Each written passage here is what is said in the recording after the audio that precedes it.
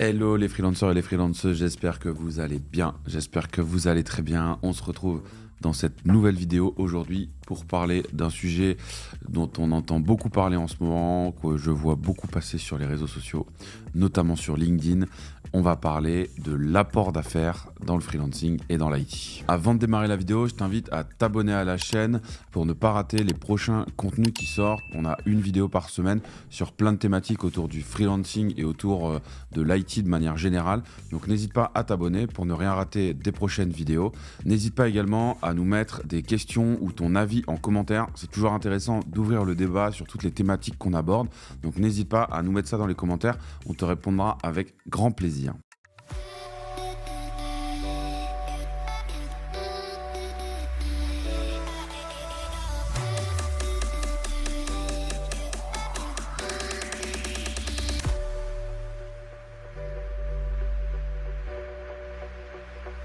Alors, l'apport d'affaires, c'est le sujet d'aujourd'hui et je vais te donner 5 vérités sur l'apport d'affaires que malheureusement, on ne voit pas assez sur les réseaux.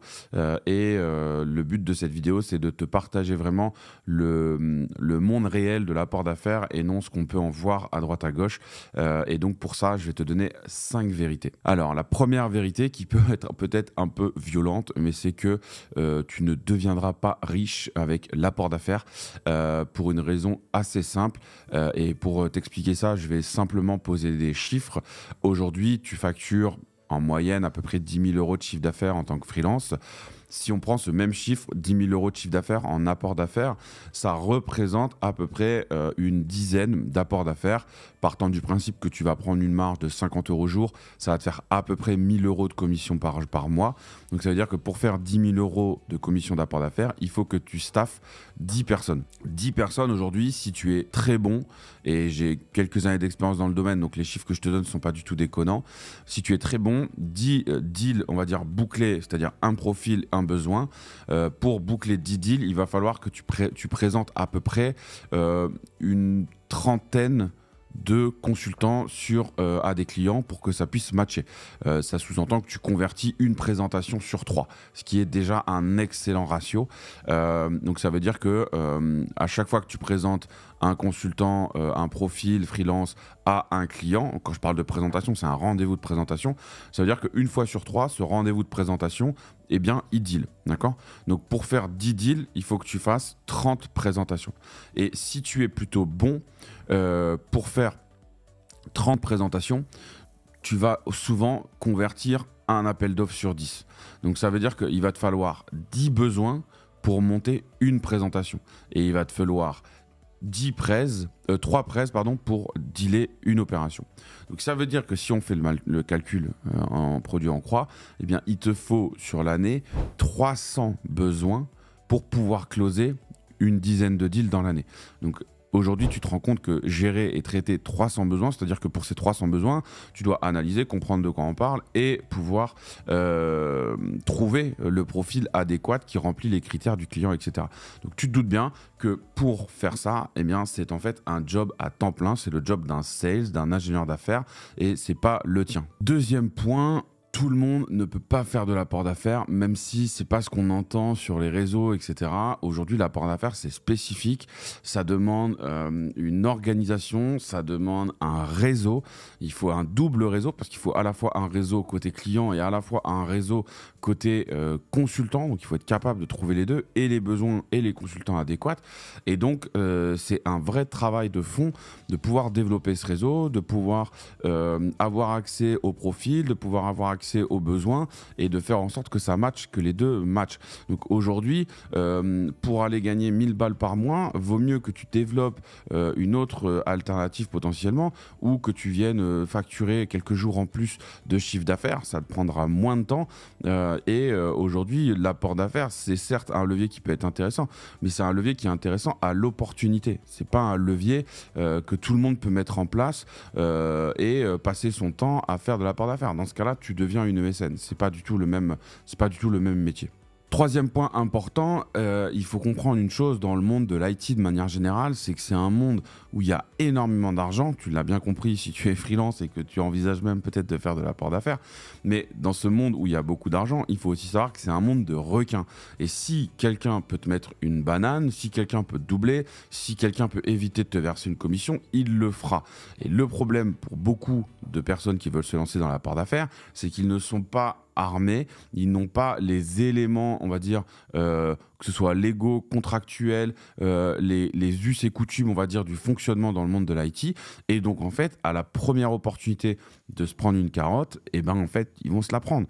Parce qu'il faut maîtriser certains codes, il faut avoir accès à un certain niveau d'information.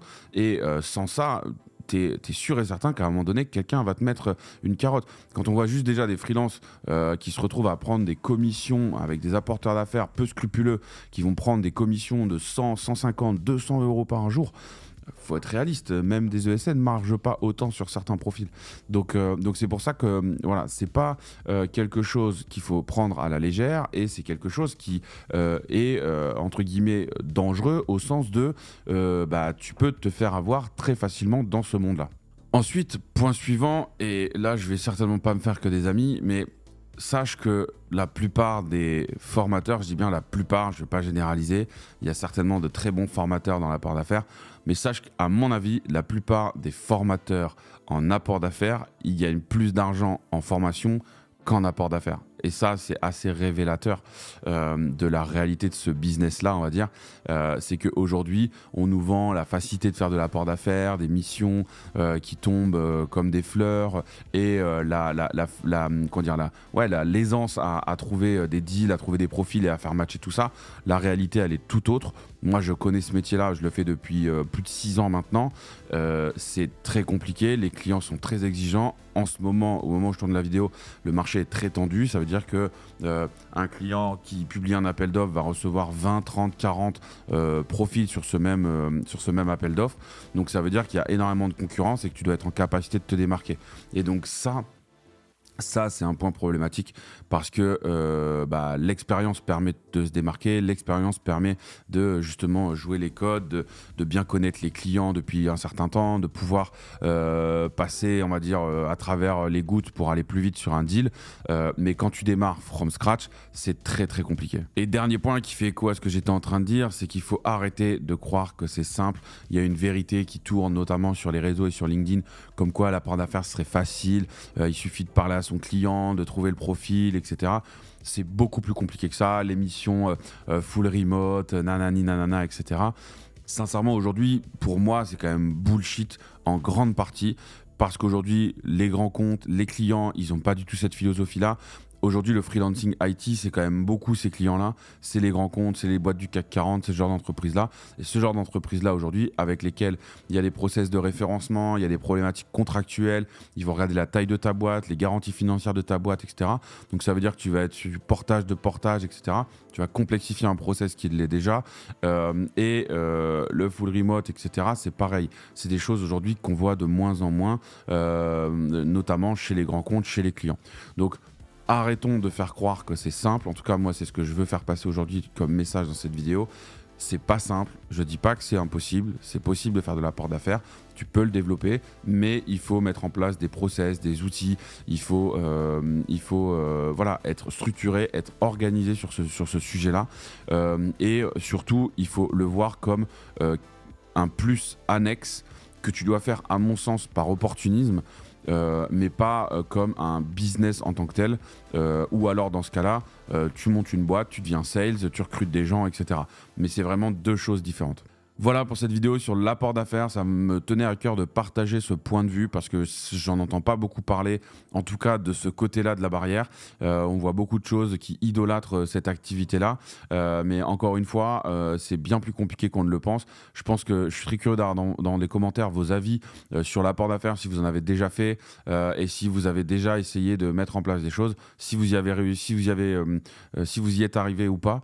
Ça, c'est aussi quelque chose qui m'intéresse à savoir. Mais aujourd'hui, très concrètement, c'est bien moins simple qu'on ne le pense. Et comme je le disais juste avant, faut se méfier des formateurs qui gagnent plus d'argent en formation qu'en apport d'affaires. Et cette généralité-là, elle est valable pour plein de domaines dans le monde de la formation. Voilà, n'hésite pas à nous poser tes questions en commentaire, à nous mettre un like si tu as apprécié cette vidéo et surtout à t'abonner à la chaîne pour ne pas rater les prochains contenus. On a une vidéo qui sort toutes les semaines sur des thématiques assez diverses dans le monde du freelancing et de l'IT. Moi, je te dis à très bientôt sur la chaîne de freelancer.io. D'ici là, porte-toi bien, que ton business se porte bien et à bientôt. Ciao.